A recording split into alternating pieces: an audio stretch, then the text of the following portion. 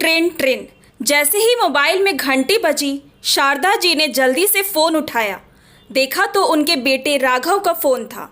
उन्होंने जैसे ही हेलो कहा, दूसरी तरफ से आवाज़ आई, अरे माँ कहाँ थी आप? कब से फ़ोन कर रहा था आपको, और एक आप हो जिसे फुर्सत ही नहीं है। कहाँ पर इतना व्यस्त थी? आखिर काम ही क्या है आपको और पापा को पूरे दिन? बस बैठकर खाना ही है। हर सुख सुविधा दे रखी है मैंने आपको, और आपको उस बात का कोई एहसान ही नहीं। आप दोनों के पास तो वक्त ही वक्त है, लेकिन मुझे तो इतना काम रहता है कि सांस लेने की भी फुर्सत नहीं है। अगर आप आगे से ऐसे ही फ़ोन नहीं उठाओगी तो फिर मैं फ़ोन करना भी बंद कर दूंगा। मेरा समय बहुत कीमती है। राघव एक सांस में सब बोलता चला गया। उसने शारदा जी को तो बोलने का मौका ही नहीं दिया।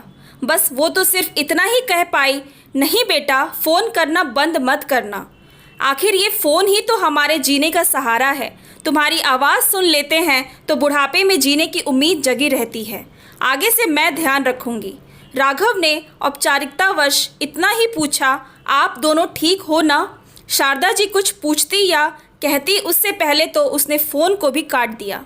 बेचारी शारदा जी हर बार की तरह हेलो हेलो ही करती रह गई। शारदा जी के पति बिहारी जी, जो सोफे पर बैठकर टीवी देख रहे थे, उन्होंने बोला, क्यों तुम उसे भूल नहीं जाती हो? वो अभी कब वापस नहीं आएगा? उसे हमारी कोई परवाह नहीं है। अरे भाई, अब तो विदेश में रहता है, इतना पैसा कमाता है, उसे अब हमारी कोई ज़रूरत नहीं है। वो हमें पैसे भेजकर अपना फ़र्ज़ पूरा कर देता है। अब उससे कोई और आशा मत रखो।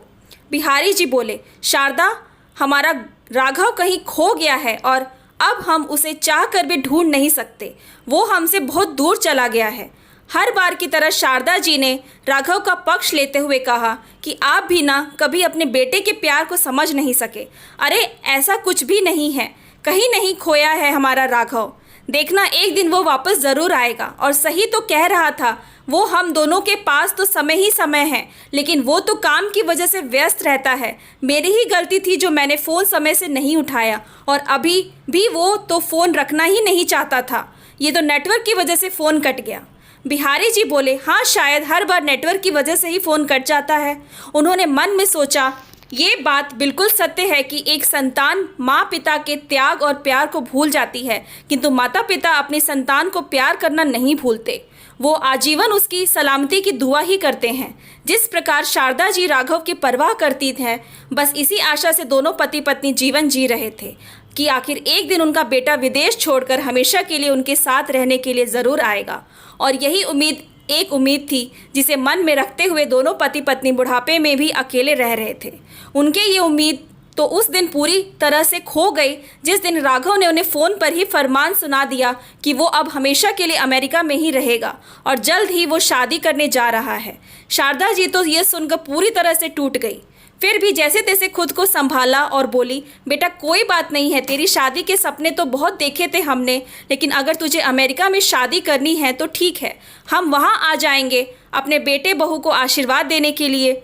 माँ की बात सुनकर राघव हंसते हुए बोला, माँ, ये कोई मुंबई या पूना नहीं है, ये अमेरिका है। आपको पता भी है कितनी महंगी टिकट होती है प्लेन की, और वैसे भी एक आशीर्वाद ही तो दोगे आप, तो क्यों ना मैं इतना पैसा व्यर्थ खर्च करूं? इससे अच्छा तो होगा आप फ़ोन पर ही आशीर्वाद दे देना। वैसे भी मुझे कहाँ इसकी ज़रूरत है, अब मैं इतनी बड़ी कंपनी में नौकरी करता हूँ, गाड़ी बंगला बैंक बैलेंस नौकर चाकर सब है मेरे पास। आप दोनों की यहाँ कोई ज़रूरत नहीं है। और फिर उसने फ़ोन काट दिया और उस दिन के बाद से कभी वापस मुड़कर अपने माता पिता को एक बार नहीं देखा।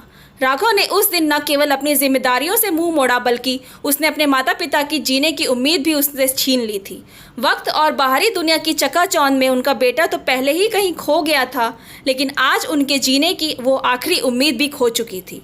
राघव ने ऐसा करके न केवल अपने माता पिता को जीने की उम्मीद उनसे छीन ली, बल्कि हर उन माता पिता ये को सोचने पर मजबूर कर दिया कि क्या उनका अपनी संतान को उच्च शिक्षा के लिए बाहर भेजना उचित है।